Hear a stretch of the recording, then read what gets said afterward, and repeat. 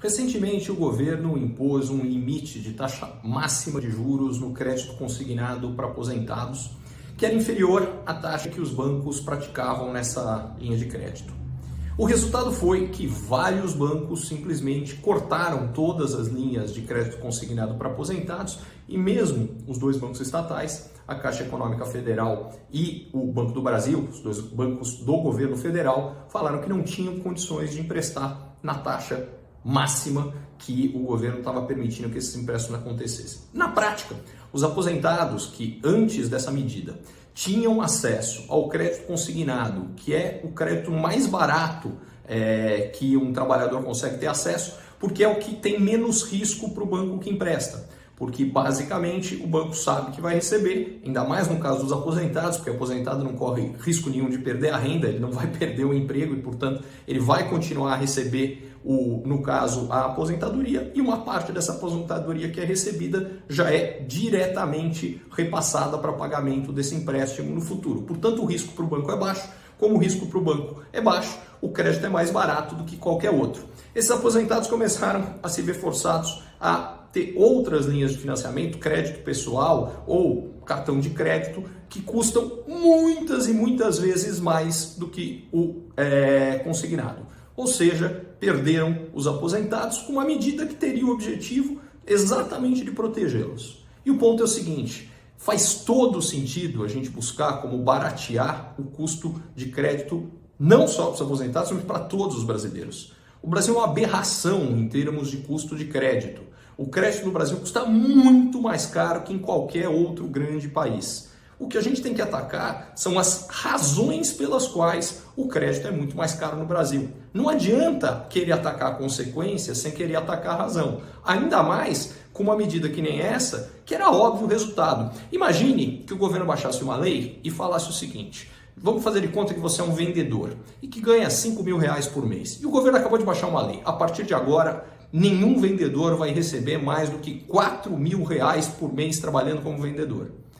Só que tem o seguinte: além de ser vendedor, você tem experiência como engenheiro. E você fala, peraí, se eu continuar trabalhando como vendedor, eu só posso ganhar 4.000. Só que se eu trabalhar como engenheiro, tem gente me pagando 5.000. Você, basicamente, vai parar de trabalhar como vendedor e, de repente, falta vendedor. Não tem mais vendedor, porque o governo baixou uma regra que não faz sentido. Foi exatamente o que aconteceu com o crédito consignado. A grande lição dessa história é entender que a economia não se faz de boas intenções, ela se faz de criar as condições para o que a gente quer. Só que o governo não aprendeu a lição. No mesmo dia, o Lula fala que, olha, vem aí uma nova regra fiscal, mas a gente vai deixar saúde e educação de fora, porque saúde e educação são tão importantes que têm que ser consideradas investimentos e não gastos. Com relação à saúde e educação serem absolutamente fundamentais, mais uma vez, eu não poderia estar mais de acordo. Agora, o caminho que ele vai não resolve. Não é porque o gasto com saúde e educação é importante que ele tem que ser desconsiderado do orçamento público ou considerado diferente. É como uma família. Gasto com saúde e educação de uma família é absolutamente fundamental? Sem dúvida nenhuma. Dá para fazer de conta que ele não contou e não contá-lo nos seus gastos? Infelizmente não dá. E no governo não é diferente. Mais uma vez, se a gente quiser fazer uma comparação, é mais ou menos o seguinte: você quer perder peso e, por consequência, você fala, o que você tem que fazer? Como é que você cria condição de perder peso? Bom, eu vou fazer mais exercício, eu vou comer menos, eu perco peso. Tem uma outra solução. Vamos fazer de conta que a gente não conta as calorias que são ingeridas de doces ou de cerveja. Essas não contam, porque elas são tão importantes para o bem-estar, faz a gente se sentir tão bem que elas não vão entrar.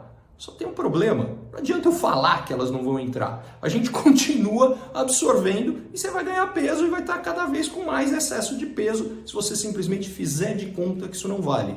É a solução mágica que o governo está propondo. Na prática, isso vai te deixar numa situação física pior, e é exatamente a mesma situação. Se o governo vai por esse caminho de fazer de conta que determinados gastos não contam, ele vai deixar numa situação fiscal pior. Por consequência, a gente vai ter menos investimento, menos geração de emprego, menos crescimento econômico e, por consequência, menos pagamento de impostos que fazem o quê? Financiam exatamente, inclusive, os gastos com saúde e educação que o governo quer proteger. Então, com essa ideia de querer, por passe de mágica, resolver a questão de saúde e educação, ele vai acabar com menos recursos para saúde e educação. Está na hora de a gente levar a economia a sério e tratá-la com o respeito que ela merece.